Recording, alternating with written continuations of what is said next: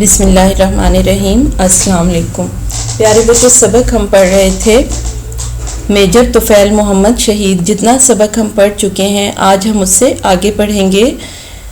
آئیے سبق کو شروع کرتے ہیں۔ اب میجر طفیل محمد تمام جوانوں کے تنہا سالار تھے۔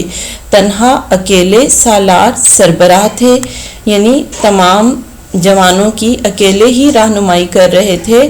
وہ مسلسل اپنے جوانوں کو ہدایت دیتے رہے اور ان کا حوصلہ بڑھاتے رہے، یعنی کہ وہ سب کو لیڈ کر رہے تھے، انہیں ہدایات دے رہے تھے اور ان کے حوصلے کو بلند کر رہے تھے۔ انہوں نے انتہائی بہادری سے فائرنگ جاری رکھی، انتہائی بہت زیادہ یعنی بے پناہ بہادری سے فائرنگ کو جاری رکھا، دشمن پر فائرنگ کرتے رہے، یہاں تک کہ پاک فوج نے اپنا گاؤں دشمن کے قبضے سے چھڑا لیا، دشمن کے قبضے سے آزاد کروا لیا۔ بھارتی فوج پسپا ہو کر بھاگ کھڑی ہوئی، پسپا ہو کر، شکست کھا کر، ہار کر بھاگ گئی وہاں سے۔ میجر طفیل محمد زخموں سے چور ہونے کے باوجود اٹھے اور اپنے زخمی جوانوں کی دیکھ بھال کرنے لگے، ان کی نگہداشت کرنے لگے، ان کی خبرگیری کی، ان کی تیمارداری کرنے لگے۔ زخموں سے بہت سا خون بہہ چکا تھا، مگر اس مجاہد کا حوصلہ ابھی جواں تھا، یعنی ان کا حوصلہ بہت بلند تھا۔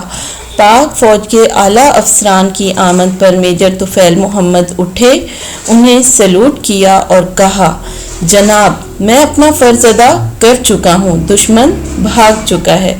جی انہوں نے بڑی ہمت سے، جواں مردی سے دشمن کا مقابلہ کیا، زخموں سے چور ہونے کے باوجود، گولیاں لگنے کے باوجود اپنے جوانوں کے بھی حوصلے بلند کرتے رہے اور دشمن سے مقابلہ بھی کرتے رہے۔ اور جب پاک فوج کے اعلیٰ افسران وہاں پہ پہنچے تو انہیں سلوٹ کیا اسی زخمی حالت میں اور ان سے مخاطب ہوئے جناب، تو یہاں پہ ندائیہ کی علامت ہے کیونکہ وہ مخاطب ہو رہے ہیں، جناب میں اپنا فرض ادا کر چکا ہوں، دشمن بھاگ چکا ہے، یعنی انہوں نے دشمن کے قبضے سے اپنا علاقہ آزاد کروا لیا تھا۔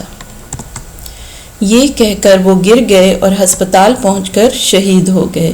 ڈاکٹروں نے اس بات پر شدید حیرت کا اظہار کیا کہ وہ پیٹ میں 3 گولیاں لگنے کے باوجود نہ صرف 5 گھنٹے زندہ رہے بلکہ لڑتے بھی رہے۔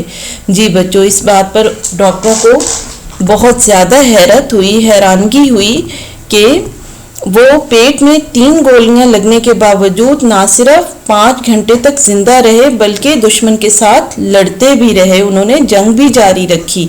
بہادری اور جانثاری کے اس عظیم کارنامے پر انہیں نشان حیدر سے نوازا گیا۔ جی بچوں، بہادری اور جانثاری، جان قربان کر دینے کے اس عظیم کارنامے، بہت بڑے کارنامہ ایسے کام کو کہتے ہیں جسے مدتوں یاد رکھا جائے، بہادری کا وہ کام جسے لوگ بعد میں بھی یاد رکھیں، اس پر انہیں نشان حیدر سے نوازا گیا، یعنی حکومت کی طرف سے انہیں نشان حیدر عطا کیا گیا، جو پاکستان کا سب سے بڑا فوجی اعزاز ہے۔ اعزاز کہتے ہیں عزت و مرتبے کو جو حکومت کی طرف سے کسی کو دیا جاتا ہے، ایسا انعام، خطاب یا سند جو حکومت کی طرف سے دیا جائے اسے اعزاز کہتے ہیں۔ تو انہیں نشان حیدر کے اعزاز سے نوازا گیا، جو پاکستان کا سب سے بڑا فوجی اعزاز ہے۔